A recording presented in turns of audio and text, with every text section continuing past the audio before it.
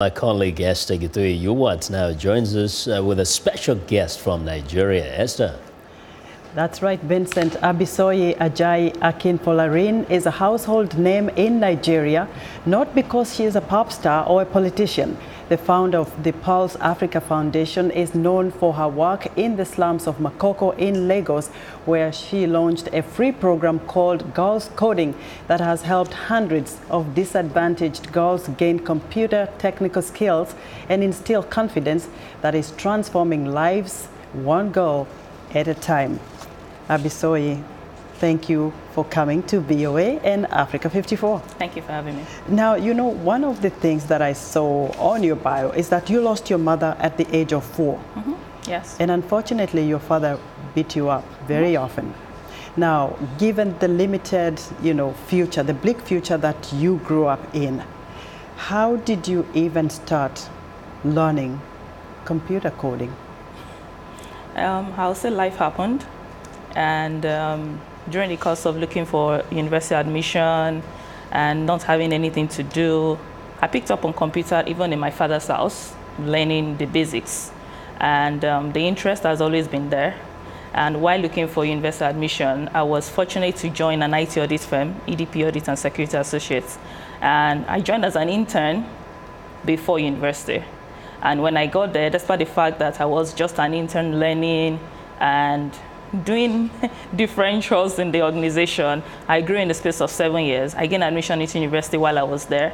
And I said to myself that I wasn't going for a full-time school because I was gaining practical knowledge while I was there. Now, fast forward to you teaching the girls in the slums of Makoko. Why specifically did you make that choice?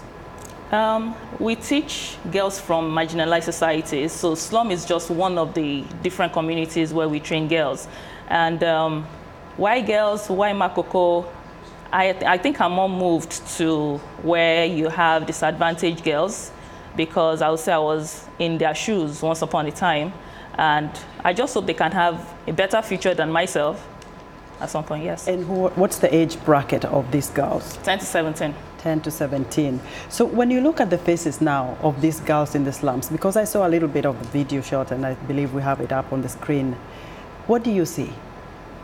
When I look at their faces, I see potentials. I see untapped potentials. And we'll do ourselves a great service if we can actually invest in people's potentials, young people, because you can have a different world when you do that.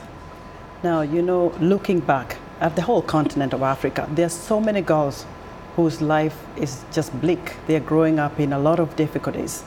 What advice would you give? If you came from where you came from, do they have a future? They have a future, but they also need to realize they do. And in realizing you have a future, there are a lot of things you need to do to grow.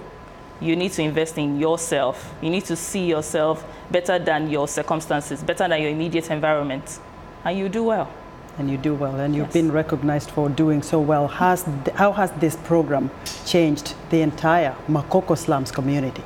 One of the programs we have going on right now that the girls have been able to develop, they developed a mobile app for Makoko, because they believe that the fishermen in Makoko don't earn a lot of money because there are so many middlemen. So we have a team of girls that built Makoko Fresh.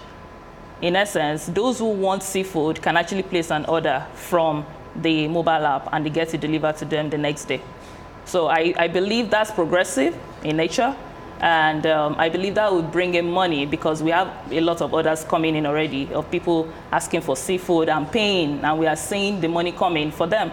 So I think it's progressive in nature, and I'm really excited about that. Very briefly, if you had the resources, would you extend this to the whole continent and to boys as well?